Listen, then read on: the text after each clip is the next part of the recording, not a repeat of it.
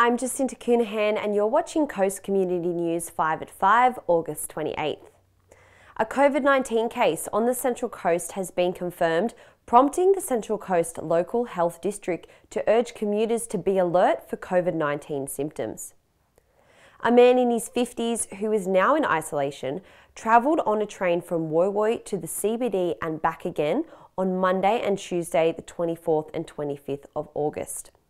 Please check our website at coastcommunitynews.com.au for exact train times.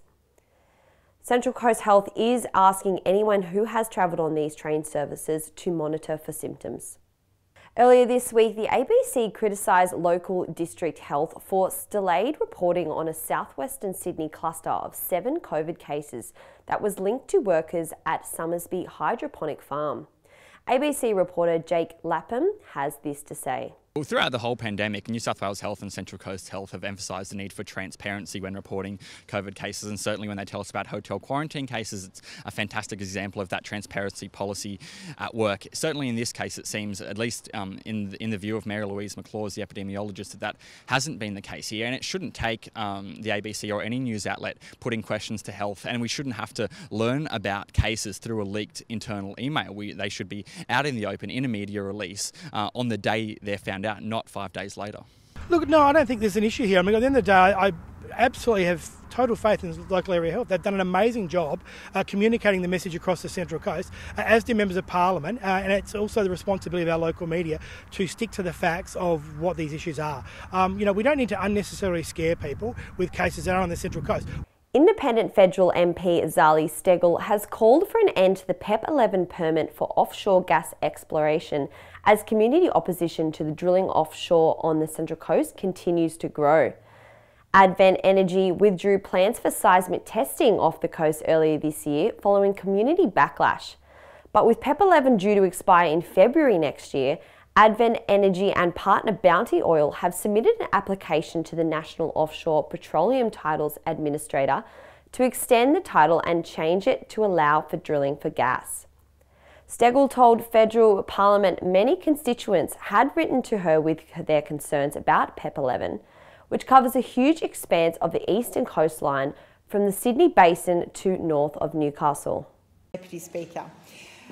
Petroleum Exploration Permit 11, known as PEP 11, covers 4,500 square kilometres of ocean from Newcastle through the Central Coast to Manly.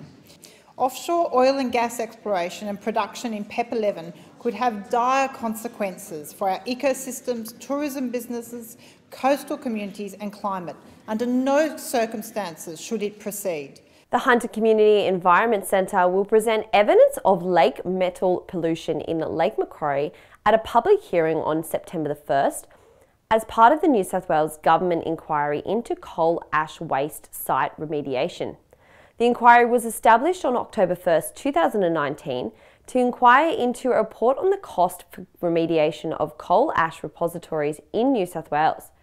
Coordinator Joe Lynch said the centre had been investigating pollution from coal ash waste at Vales Point and Airing power stations on Lake Macquarie, and the findings would be revealed at the hearing to be held in Sydney.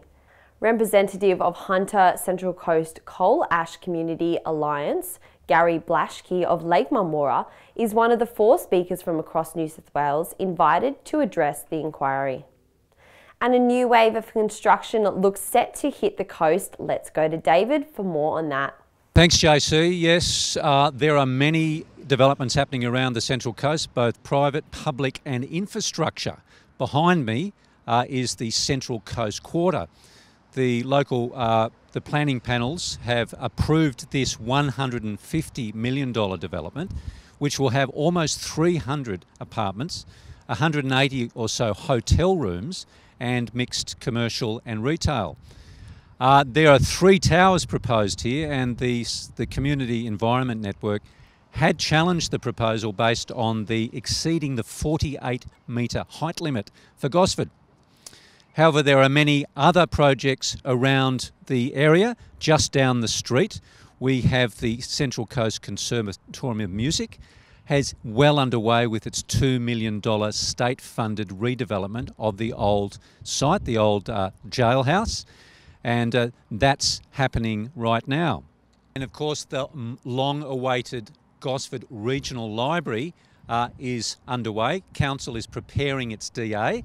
This is due to drag in lots of young people, families. It will host an innovation centre and a whole series of initiatives that we haven't seen in libraries before on the Central Coast.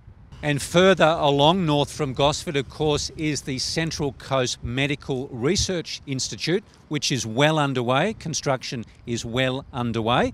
And the $72.5 million facility promises to open up training places for medical people, and will be accepting students apparently within 12 months.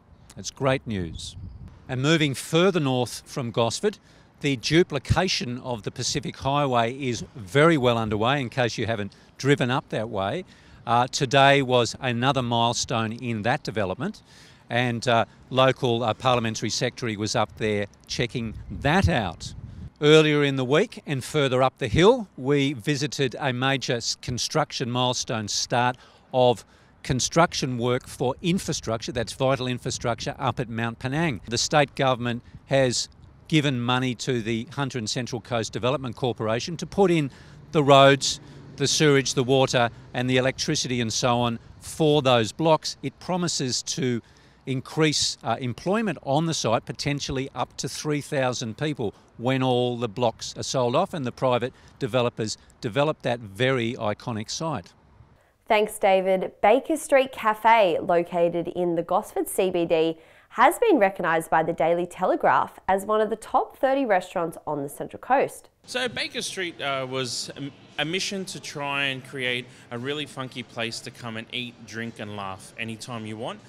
It was one of those things that we decided, you know what, we're going to open up at 7 o'clock in the morning, we're going to close at 9:30, 10 o'clock at night, and if the kitchen's here and we're cooking, the coffee machine's always on, and you can have a great atmosphere where you feel like you're stepping out of your day-to-day routine and having a beautiful breath of fresh air with some fantastic food and great coffee.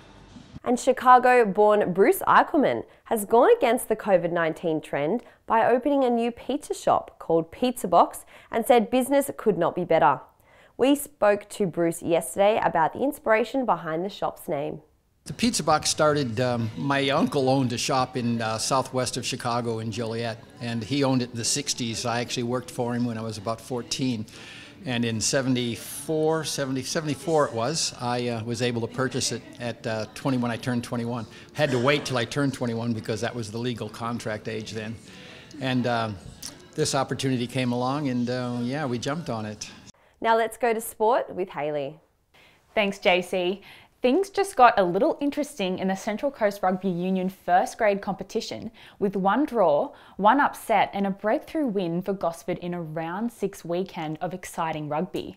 In the upset of the round, Hornsby defeated ladder leaders Terrigal at the Haven Oval by 19 points to 9, in what many described as the best game of rugby this year. In other matches, Arimba and the Lakes fought out a thrilling 31-all draw. Avoca Beach beat Warnervale and Gosford bagged their first win of the season against Woy Woy. And in basketball, the Central Coast Crusaders men's team put on another impressive show last weekend, defeating the North's Bears 76-69. This win makes it 6 from 6 for the Crusaders, leaving them in first place on the 2020 Waratah 1 ladder. Back to you, Jacinta. Thanks, Hayley. Let's go to Lucy now for a preview of the weekend's weather. It seems we can expect the sunshine to continue through the weekend. With a mostly sunny forecast ahead for Saturday and Sunday. There will be a maximum temperature of 21 degrees on Saturday with light winds, becoming north to northeasterly with lows of 6 degrees overnight, while Sunday will bring similar conditions with a high of 24 degrees and lows of 8 degrees. Temperatures may dip again then on Monday, with a max of just 19 degrees and a 20% chance of a shower. Back to you, Jacinta. And aloft a light pole on the Central Coast Stadium, 3 baby Eastern Ospreys have been born, captured on CCTV by Central Coast Council.